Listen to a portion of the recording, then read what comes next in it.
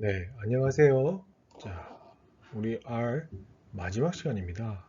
여러분들이 한 학기 동안 고생을 해서 여기까지 여러분들 잘 따라와 주셨어요. 여러분들이 보내주신 과제라든지 결과들을 보고 하신 걸 보면 사실 멤버부 빼고는 다 이 정도까지 해내실 수 있다는 건 이 책을 보고 여러분들이 활용할 수 있다라고 생각합니다. 그걸 이제 여러분들 이걸 진짜 활용을 해서 분석을 해보는 과정이 제일 중요하니까 많은 데이터를 가지고 여러분들이 이렇게도 해보고 저렇게도 해보고 해보는 시간을 가지는 게 매우 중요할 것입니다. 그래서 그런 것들은 스스로 한번 해보시면 너무 도움이 될 거라서 저는 그냥 해보라는 말밖에 할 수가 없네요. 저는 마지막까지 여러분들과 강의를 깔끔하게 마칠 수 있도록 조금 더 이해를 돋볼 수 있도록 아래에서 사용하는 말들 이런 것들이 특히 변수 타입이 여러분들에게 이때까지는 많은 설명을 넣진 않았어요. 왜냐하면 이 변수 타입을 이해하면서 여러분들이 조금 모든 걸 다 이해하기는 좀 어렵거든요. 그래서 여러분들이 이 다 배운 순간, 이 순간에 여러분들과 함께 변수에 대한 이야기를 조금 해서 이해가 이렇기 때문에 이런 변수로 나왔구나라고 이해하실 수 있을 겁니다. 그리고 어떤 변수 성격이 아니기 때문에 분석이 안 되는 경우는 왜 그렇기 때문에라도 여러분들이 이 순간에 이해하실 수 있을 거예요. 그래서 이번 시간은 변수에 대해서 한번 이야기를 나눠보도록 하겠습니다. 충분히 이 변수에 대해서 들으시면 이해도가 엄청나게 높아지실 거예요. 자, 같이 한번 해봅시다.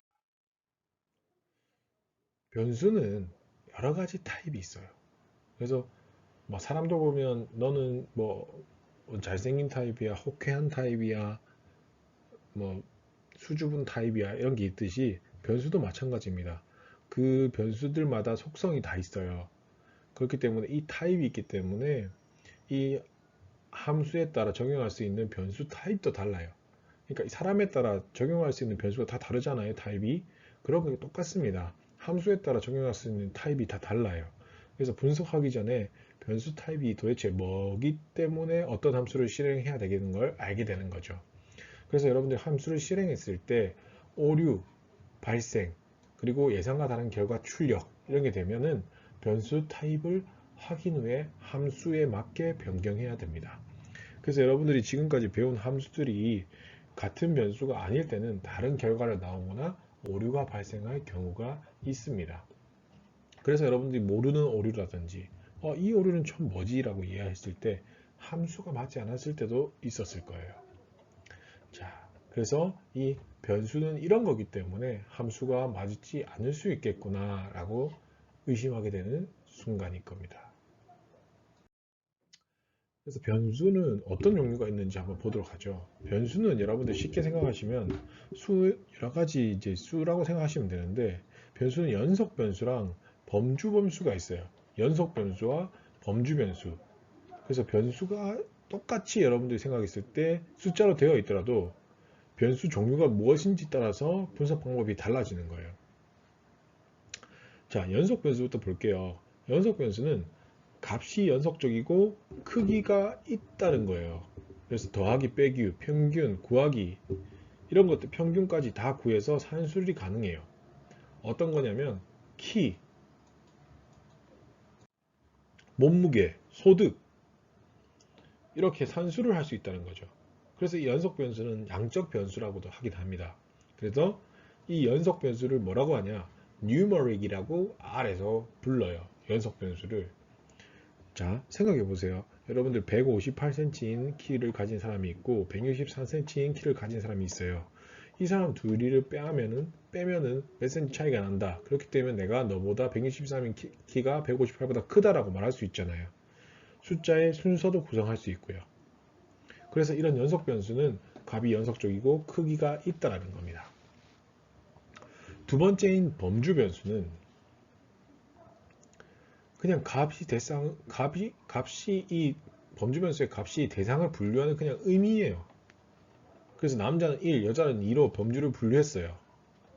근데 이 숫자의 크기가 의미하나요? 남자가 더 크나요? 1이랑 이게? 여자가 뭐 키가 작아서인가요? 그런 거 아니잖아요. 그래서 평균을 구하거나 산수를 할 수 없어요. 산수를 불가능해요. 그래서 이런 것들을 숫자는 대상을 지칭하는 이름과 같은 역할밖에 못하기 때문에 명목 변수라고도 하게 하고요. 이 R에서는 이 범주 변수를 뭘로 표현하냐면 팩터라고 부릅니다. 그래서 얘네들은 연속 변수구나, 범주 변수구나 이런 구분을 할 수 있는 게 이런 걸 한 거죠. 그래서 키, 몸무게 이런 것들은 구에서 순위가 정해지는 거죠. 근데 범주 변수는 뭐 더하기, 성별 1, 성별 2, 아니면 지역 1, 부산 2, 서울 2, 뭐 인천 3 이렇게 해서 그냥 범주적으로 나누는 거예요. 그런데 얘네들끼리는 값을 대상을 분류할 뿐 산술은 불가능한 겁니다. 그래서 연속 변수는 numeric이라고 부르고요. 범주 변수는 factor라고 부릅니다. 이렇게 나누는 거예요. 그래서 여러분들이 변수에 대한 타입을 확인해 봤을 때 numeric이 나오는지 factor가 나오는지 확인해 보시는 순간이 될 겁니다. 자, 그래서 변수 타입 간에 여러분들 차이 한번 해볼게요. 해보는 게 제일 쉬우니까. 그래서 numeric 변수를 사용해 보고 factor 타입 변수를 사용해서 만들어 볼게요. var 1이란 걸로 numeric 변수 생성하는데 numeric 변수는 컴파일 통해서 1, 2, 3, 1, 2 이렇게 만들 거고요. var2를 통해서 팩터 변수를 만드는데 앞에 팩터만 써주시면 팩터 타입 변수를 만들 수 있어요. 그래서 어떤 차이가 있는지 직접 분석해 보도록 할게요. var1 해서 numeric 변수 출력 한번 해보시고 var2 해서 팩터 변수 출력해 보세요.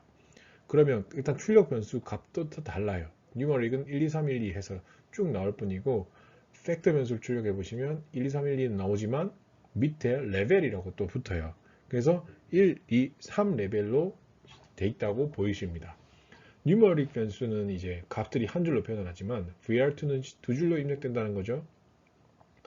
그래서 변수 값도 출력되죠. var1은. 근데 두 번째 줄 보시면 레벨이라고 나오죠. 여기 이 두 번째 줄에는 값이 어떤 범주로 구성되는지 의미하는 레벨이 출력 같이 된다는 거죠.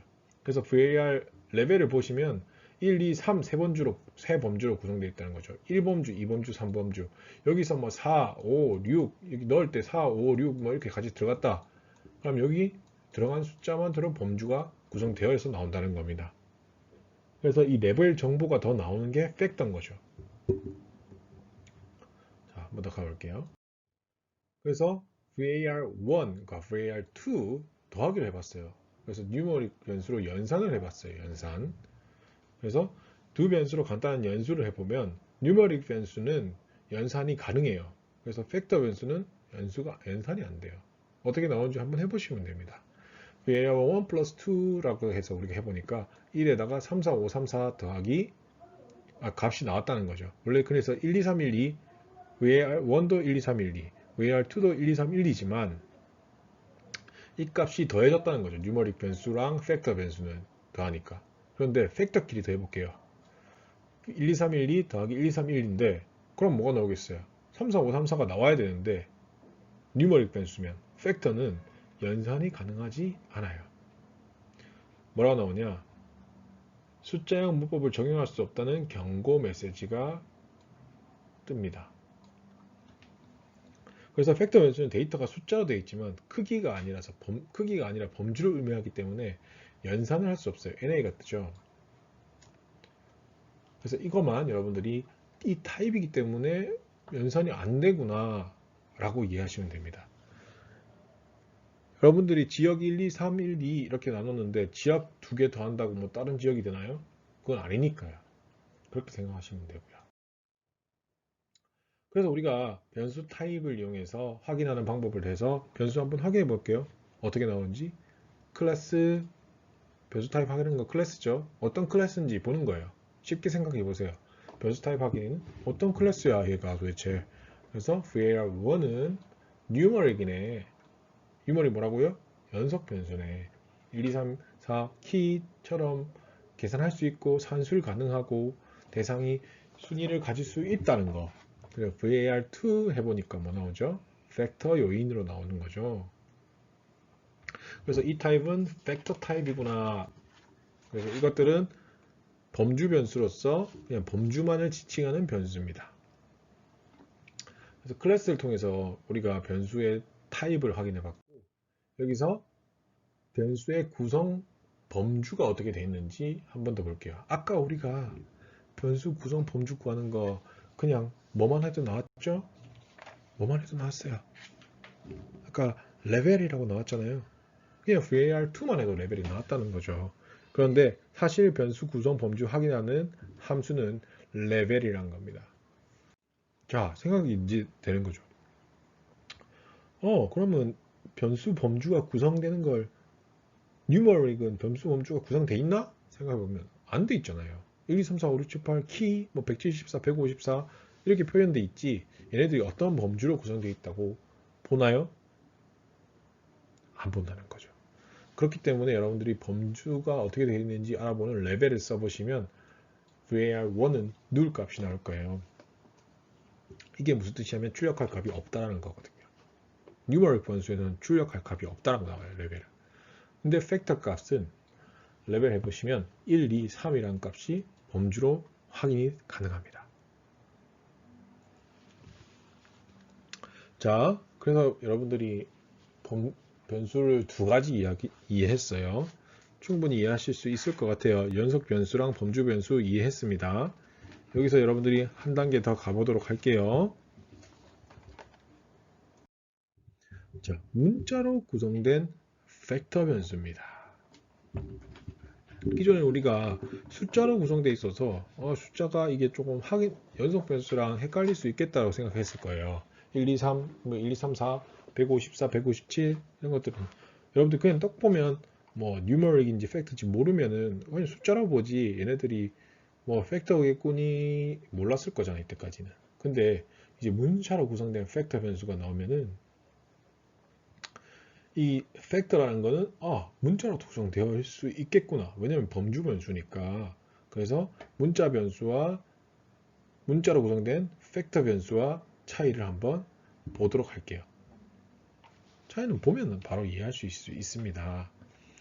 자, var3을 만들고요. var4를 만들 거예요. var3은 그냥 문자로 변수를 구성할 거예요. combine a, b, b, c로 구성할 거고요. 4는 팩터, 요인으로 만들 거고 combine a, b, b, c로 해서 문자로 구성된 팩터 변수를 생성할 겁니다. 자, 여기서 var3을 써보세요. var3을 써보면 a, b, b, c 그냥 우리가 문자 순서대로 나온다는 거죠. 근데 var4를 해보니까 a, b, b, c는 나오되 레벨이 나오죠. 왜? 팩터니까. 이거는 잘 아시겠죠, 이제? 여기서 변수가 어떤 건지 확인하는 걸 해볼게요. 자, 클래스. 얘가 도대체 어떤 클래스를 가졌어? var3 해보니까 캐릭터가 나오네요. 캐릭터. 그리고 var4 해보니까 팩터가 나왔어요. 여러분들이 numeric과 팩터를 이제 배웠는데 캐릭터가 새로 생겼네요. 자, 이게 뭔지 나중에 알아보면 되고요. 이 캐릭터라는 변수 타입이 또 있구나 라는 걸 아실 수 있습니다. 자, 사실 캐릭터는 문자를 의미하는 변수예요. 그래서 문자 변수를 그냥 캐릭터라고 부릅니다. 그냥 문자로 구성된 변수구나 라고 생각하시면 돼요. 여러분들 클래스 눌러서 어떤 데이터들이 값이 어떤 클래스に나오면 numeric, factor, character까지 나오겠구나. 여러분들이 이제 이해하시는 거죠. 자, 그래서 이 함수마다 적용할 수 있는 변수 타입이 다르기 때문에 우리가 이 변수를 알고 있잖아요. 그래서 함수를 활용하려면 먼저 변수가 함수에 적용될 수 있는 타입인지를 확인해야 돼요. 이 함수마다 적용되는 변수가 다르기 때문에. 자, 생각해 보세요. 평균을 구해야 된다고 생각해 보세요. 민값 쓰는데 numeric은 가능할까요? 안 할까요? 팩터는 민값이 가능할까요? 안 할까요? 평균이 가능할까요? 캐릭터는 민값이 가능할까요? 안 할까요? 이거 다 대답하셨으면 여러분들 변수에 대해서 이해하신 겁니다. 평균 구하는 함수 min을 쓰시면 var1은 잘 나올 거예요. 왜요? numeric이니까. 근데 var2 하면 warning이 나와요. 왜? 로직이 잘못됐다고. 봐요? Argument is not numeric. numeric이 아니라는 거야. 그리고 로직이 잘못됐대. 그래서 NA 값이 나와요. 그래서 경고 메시지가 나오는 겁니다. 그래서 여러분들이 함수마다 적용 가능한 변수 타입이 다르다는 거 해보시면 되고요. 특히 여러분들이 이제 함수를 실행했는데 예상치 못한 결과가 나올 때가 있다는 거죠. 그래서 변수가 함수에 적용될 수 있는 타입인지 확인해야 되고, 타입이 맞지 않으면 함수에 적용할 수 있도록 변환한 코드를 다시 실행하면 돼요. 그래서 함수 변환하는 거 여러분들과 같이 알아보면 됩니다. 변수 타입 바꾸는 방법 알아볼게요. 앞에 생성한 우리 var2 생각해 보시면 어떤 변수였죠? 숫자는 구성되어 있지만 팩터 변수였죠. 그래서 min 값이 적용됐나요? 안 됐나요? 안 됐다는 거죠. 그래서 이 경우 변수 타입을 뭘로 바꿔야 되겠습니까? numeric으로 변환해야 된다는 거죠. 그래서 as.numeric 이용하면 변수 타입을 numeric으로 변환할 수 있습니다. 그리고 변환한 후에 min 값으로 적용해서 정상적으로 결과 출력되는지 확인하면 됩니다. 자, 어떻게 하냐? var2를 asNumeric var2로 바꿔달라. 그래서 min 값을 다시 적용해 보시면 값이 나오는지 안 나오는지 확인해 보시면 되고, 클래스까지 확인해 보시면 됩니다. 클래스 뭐가 나왔죠? numeric으로 변환된 게 나왔죠. 원래 우리는 팩터였단 말이죠. 그러면 팩터일 때 가능해서 보였던 레벨 값을 보면 누 값이 나온다는 겁니다. 그래서 이렇게 asNumeric처럼 as로 시작한 함수는 변수의 타입을 바꾸는 기능을 해요. 그래서 이러한 함수들을 변환 함수라고 부릅니다. 그래서 asNumeric은 asNumeric, numeric으로 변환하겠다. asFactor는 factor로 변환하겠다. asCharacter는 character로 변환하겠다. asData는 data로 변환하겠다. asDataFrame은 dataFrame으로 변환하겠다. 간단하죠? 그래서 이 변환 함수를 쓰시면 변수 타입을 바꾸는 게 가능합니다.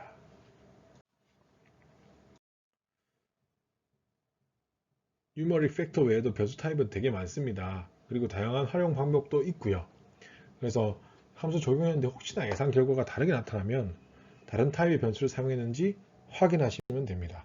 여러분들 책에 보시면 331페이지에 Numeric, Integral, Complex, Character, Logical, Factor, Data까지 여러가지 변수 타입들이 돼 있으니까 한번 확인해 보시면 되고요. 이걸 가지고 여러분들이 혼자서 한번 풀어보시는 문제를 남기겠습니다. 그래서 MPG 데이터 가지고 DRV 변수, 자동차 구동 방식을 나타내는 DRV 변수를 통해서 MPG 데이터 이용해서 문제 해결하는 방법입니다. DRV 변수 타입 확인해 보시고 as factor 이용해서 팩터 타입을 변환해 보시고 다시 타입 확인해 보시고 DRV가 어떤 범주로 구성되는지 확인하는 과정, 매우 간단한 과정이니까 한번 해보시길 바라겠습니다. 자, 연속해서 여러분들과 데이터 프레임 외에도 데이터 구조라는 게 있습니다. 그래서 우리가 가장 많이 사용되는 데이터 구조, 데이터 프레임 중심으로 R 문법을 다루고 있긴 하지만 데이터 프레임 외에도 다양한 데이터 구조가 있고 이 데이터 구조에 따라 활용 방법이 다르기 때문에 각 데이터 구조에 따라도 한번 보는 시간을 이번 시간에 가지도록 하겠습니다. 여러분들 as data frame 해서 데이터 프레임 여러분들 많이 들어보셨을 거예요. 그래서 어떤 데이터 구조가 있는지 보는 겁니다. 데이터 구조라는 건 데이터가 이루고 있는 형태라고 생각하시면 되고 앞에 타입과는 조금 더 발전된 형태겠죠. 어떤 구조로 되어 있는 거니까 이 데이터는 이 구조로 이루어져 있다. 어떤 구조로 이루어져 있다. 이런 거거든요. 변수 타입이 아니고 구조예요. 그래서 데이터 구조는 벡터 구조가 되어 있다. 데이터 프레임 구조가 되어 있다. 매트릭스 구조가 되어 있다. 어레이 구조가 되어 있다. 리스트 구조가 되어 있다. 이렇게 여러분 차원에 따라 달라지게 되는데요. 한 가지 1차원적으로 한 가지 변수 타입만 구성하면 벡터, 그리고 2차원으로 변수 타입, 다양한 변수를 구성하면 데이터 프레임, 그리고 2차원으로 한 가지 변수만 하면 매트릭스, 그리고 다차원으로 2차원 이상의 매트릭스를 어레이라고 하고요. 그리고 다차원으로 아예 서로 다른 데이터들 구조를 포함한다고 하면 리스트라고 합니다. 그래서 이 데이터 구조를 한번 여러분들과 이해하는 시간을 가져보도록 하겠습니다. 첫 번째로 벡터입니다. 하나 또는 여러 개의 값으로 구성된 데이터 구조예요.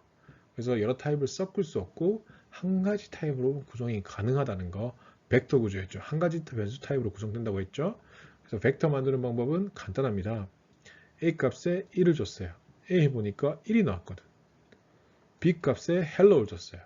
B 해보니까 hello 나왔어요. 데이터 구조 확인해 보시면 돼요. 클래스 A 해보면 뉴머릭 나오고 클래스 B 해보면 뭐 나오겠어요? 문자니까 character 나오겠죠. 이게 데이터 벡터 구조예요. 간단하죠? 이게 벡터 구조라고 하는 거예요. 두 번째로 데이터 프레임. 행과 열로 구성되어 있는 겁니다. 행과 열이 있다고 생각하시면 돼요. 그래서 다양한 변수 타입으로 구성이 가능하고요. 여러분들이 2차원 데이터니까 행과 열이 있는 거예요. 여러분들 이때까지 계속 행열 두 가지로 있는 것들 많이 보셨잖아요. 그게 다 데이터 프레임이라고 생각하시면 되고, 데이터 프레임 한번 만들어 볼게요. 데이터 프레임은 x1이라는 데이터 프레임 만들 건데, 데이터 프레임 형태로 만들겠어. 행과 열 값은 어떻게 줄 거야? 그래서 var 123 123 abc 123 abc 데이터 프레임이기 때문에 행과 열이 나온다는 거죠. 그래서 클래스 보시면 데이터 프레임이 나온다는 겁니다. 이 var 값들은 여기 들어간 거예요. 1은 여기 들어간 거고 2는 여기 들어간 거예요. 이건 데이터 프레임에서 나온 인덱스 값이고요. 그런데 데이터 프레임은 2차원이기 때문에 여기 1차원, 여기 2차원으로 해서 표 같은 형태가 나오는 겁니다. 그래서 클래스 값으로 확인해 보시면 데이터 프레임으로 되어 있는 걸 확인하실 수 있습니다. 세 번째는 매트릭스입니다. 행과 열로 구성된 2차원의 데이터 구조입니다. 매트릭스와 한 가지 변수 타입으로만 구성이 가능한 거 여러분들이 잘 기억해 두시고요. 한 가지 타입으로만 돼요. 그래서 매트릭스를 만드는 거는 1에서 12로 2열 만들겠다. 그래서 x2로 만들 건데 매트릭스 형태로 만들 거야. c 값은 1, 12까지 보여주고 n코 열 값은 2까지 해줘 라는 거거든요. 2열까지 해줘. x2 보시면 1, 2, 이 2열 값이 나온 거고요. 그리고 여기는 원래 1부터 12까지 값이 1, 2, 3, 4, 5, 6, 7, 8, 9, 10, 11, 12까지 나온다는 겁니다. 이렇게 저절로 구성돼서 12까지 나오는 겁니다. 클래스 확인해 보시면 매트릭스 값이 나온다는 거죠. 이런 게 매트릭스 구조입니다. 매트릭스, 어레이는 매트릭스에서 2차원으로 구성됐다고 생각하시면 돼요. 어떻게 들어간다? 한 가지 타입으로 구성 가능한 건 똑같고요. 첫 번째 차원, 두 번째 차원. 안에는 매트릭스죠. 그렇죠? 1에서 20까지 해서 매트릭스 구조 만들어 달라고 했고 2에서 2행 5열로 만들어 달라고 했어요. 그리고 2차원으로 만들어 달래. 그래서 array 구조로 만들고요. 이거는 여러분들이 array 구조로 만들었기 때문에 다른 구조가 나올 수 없어요. 자, 마지막으로 리스트입니다. 모든 데이터 구조를 포함하는 데이터 구조예요. 여러 데이터 구조를 합해서 하나의 리스트로 만들 수 있습니다. 자, 리스트 한번 만들어 볼게요. x4 만들 건데 리스트를 만들 거야. f1은 a, 벡터 값이고요. f2는 x1, 아까 우리 데이터 프레임 만들었죠? f3는 x2, 매트릭스 만들었단 말이죠. f4는 x3, 어레이 값 만들었습니다. 그래서 우리 리스트의 리스트 값인 x4를 해보니까 이렇게 값들이 f1, f2, f3 값이 다 들어가 있다는 거죠. 그 전체 리스트처럼 나온다는 겁니다. 그래서 이 함수 결과물 자체가 리스트 형태로 나오는 경우가 되게 많아요. 그래서 리스트 클래스 값으로 봐셔도 리스트가 나온다는 거죠. 여기 F4까지 다 나와요. 그렇기 때문에 이 리스트는 그 결과물 자체가 리스트 형태로 반환되는 경우가 너무 많기 때문에 리스트 활용하면 함수 결과물에서 특정 값을 추출할 수 있습니다. 특히 예를 들어 보시면 박스 플롯 우리 해보셨죠? 앞에 이 박스 플롯에서 출력 결과는 사실 리스트 형태예요. 그 리스트 구조를 다루는 문법을 이용하면 원하는 값을 여러분들이 추출할 수 있습니다. 자, 박스 플롯에서 여러분들이 리스트 값 한번 추출해 봅시다. mpg 데이터 가지고 ggplot2에서 mpg 콜롬에서 진행했어요.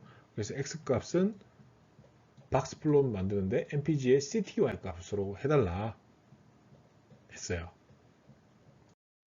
그러니까 리스트 값이 나왔죠. x 값을 해보니까.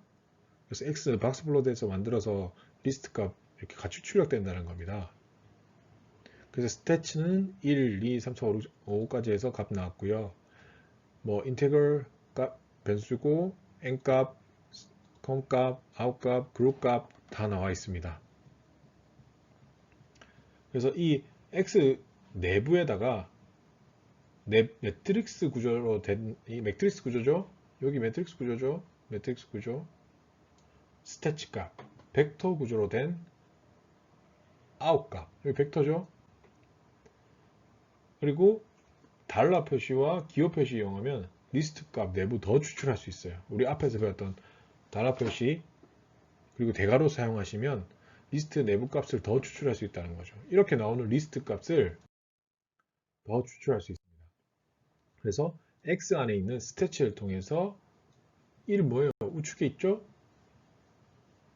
1의 요약 통계량도 보실 수 있고요. 왜냐하면 리스트 값으로 해서 이미 나온 거니까.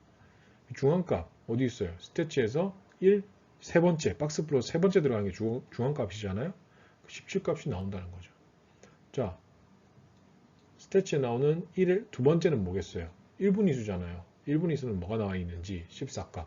이렇게 해서 바로 리스트 값 내부를 여러분들이 바로 추출할 수 있는 거죠.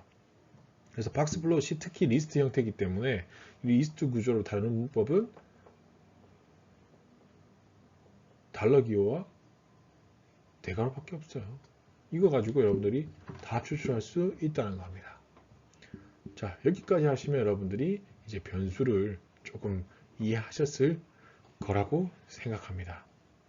그래서 여러분들이 정리하는 시간 잠깐 여기 한번 더 보시고 정리 따로 한번 해주시면 좀 도움이 되실 거고요. 그리고 책에 보시면 16장에서 데이터 분석 기술을 효율적으로 익히는 방법 해서 어떠한 방법으로 하고 집중할 방향 그리고 데이터 분석 기술을 효율적으로 익히는 방법 해서 어디서 도움 받을 수 있는 사이트들 그리고 데이터 활용하는 곳들은 어디에 있는 데이터 사이트들이 어디 있는지까지 다 적어놨어요.